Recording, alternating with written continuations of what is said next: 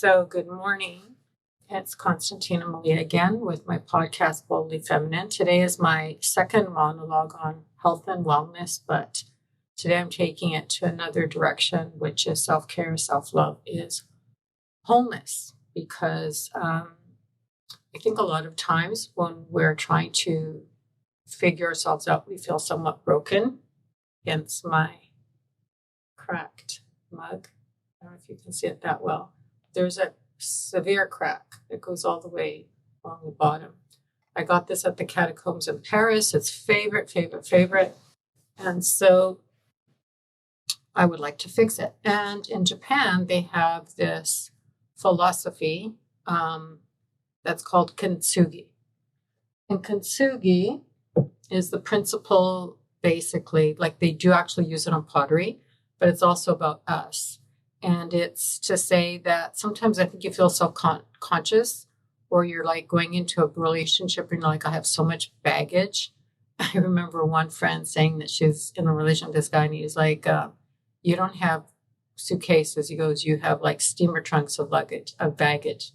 But to each their own, right? It depends how you measure that.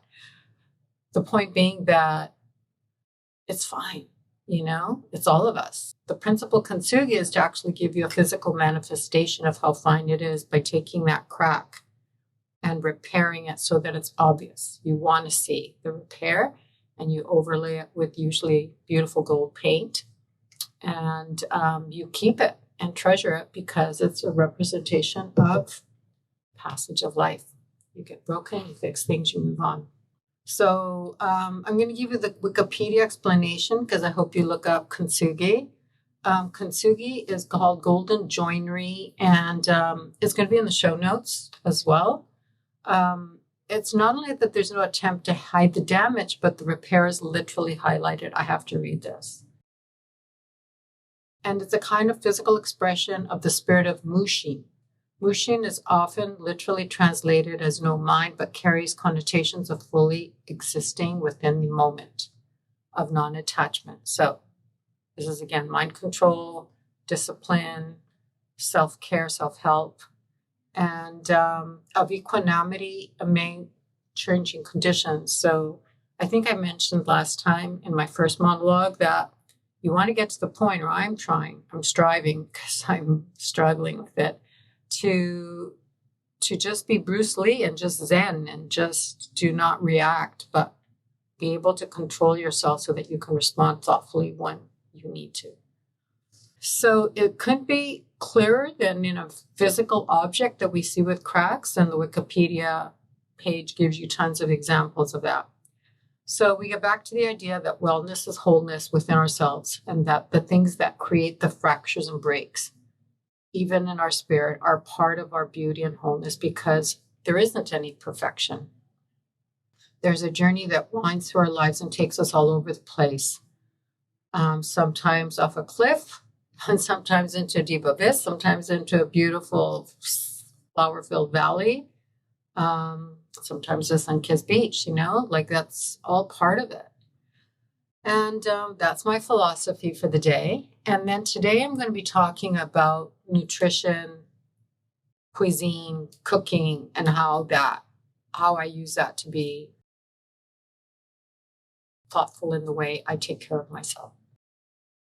By the way, I also love to cook, so I also like to take care of anybody that comes into my universe with food. That's my Greek side too. And on maliacollection.com, under the tab Everything Malia, there is a tab that's also Constantina's Kitchen, and there's recipes. And they're really good, and they're all my own. So we know that our food sources, our air sources, water supply, soil are often contaminated, and we're living under high stress routines. To start with, we're emerging from a 3-year pandemic, with the stress and the many levels of stress that's affected us with. Our vagus nerve connects from our brain through to our digestive system. And I had a really big shock a few years ago, and that manifested in actually putting a hole in my stomach, and I was quite sick for quite a while. I hemorrhaged a lot. I lost half of my blood. But I remember vividly that the doctors, when they came into my hospital room, the first thing they asked me, like, what are you going through? And I was kind of like, that's kind of a weird question, I thought, rather than like, what are your symptoms? The first symptom they asked for, what are you going through? And that's because now we're much more aware of that connection, the mind-body connection, that everything is connected. If you're in a stressful situation, your blood pressure goes up, your sugar goes up, and you can regulate, as I taught you in the last one, through breathing exercises. But to be aware that there is no escape. It's not specific to an area of your body. Everything that happens to us happens to all of it. And that's why we talk about air, how clean our air is. I actually have an IQ air filter in my home, which come from Switzerland. It cleans my air to a hospital grade level. They're not inexpensive, but you kind of buy them once and you're done. You do have to replace the filters periodically. There's all kinds. There's some that are sold at Target. Anything is better than nothing, because at least when we're resting or at home, you can make sure that your cleanliness is taken care of. And that's a huge part of how we oxygenate. We need water, we need air. The other thing is, be careful. We live in such synthetically constructed buildings now.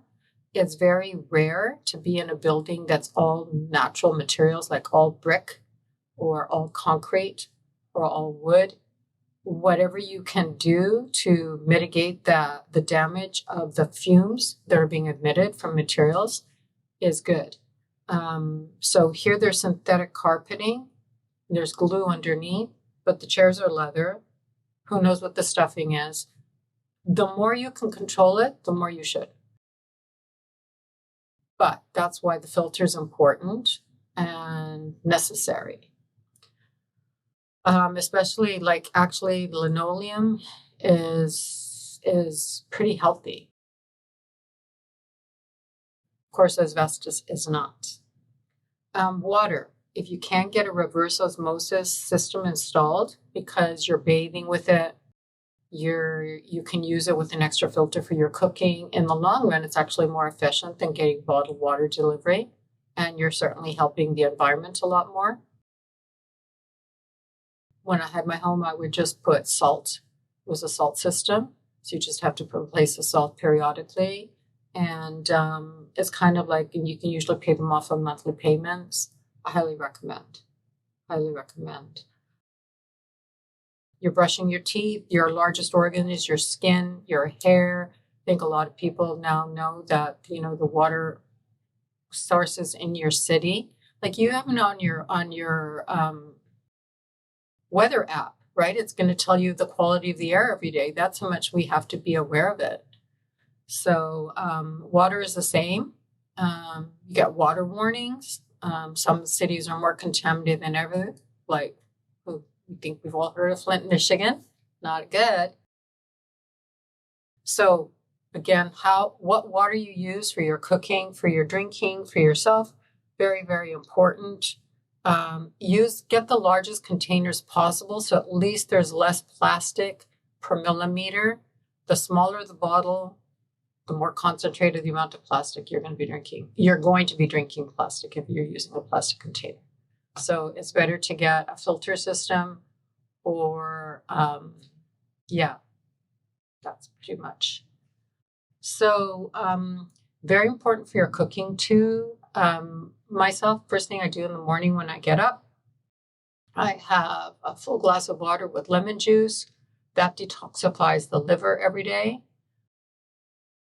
And then I'll have tea. I always have caffeinated tea in the morning, but I have like a stash, so there's all kinds.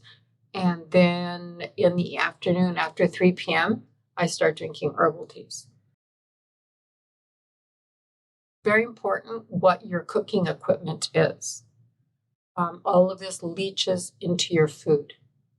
The materials that are cleanest for your health, pure copper pots, stainless steel, enamel, there's ceramic, clay, all of those do not leach into your food. Everything else does. So don't use Teflon. There's particles going into your food every time you eat. Cooking oils. I am an advocate of olive oil. I'm born and raised Mediterranean diet. And it's been proven it's the healthiest. It's a fruit, cold pressed, first press, virgin, organic, go for the best level you can. Some are much more gourmet. I use one of those for my salads. And the other one that's not quite so fancy is for cooking. Olive oil burns at a much lower temperature than avocado oil. So I use avocado oil for cooking as well if I need something that's going to cook at a higher temperature. Do not use safflower oils, or they're highly processed and hydrogenated. Very, very bad for your health. Vinegars, very good for you, especially apple cider vinegar. Brand I like is Bragg's, and use it constantly for my dressing. That recipe is on maliacollection.com. Garlics are really good, but in terms of the vinegars, apple cider is like queen of the crop. Balsamic vinegar is delicious and really necessary for some recipes, but it's actually not good for you. It's not healthy because of the way it's fermented and processed, even if it's artisanal. So just to keep that in mind.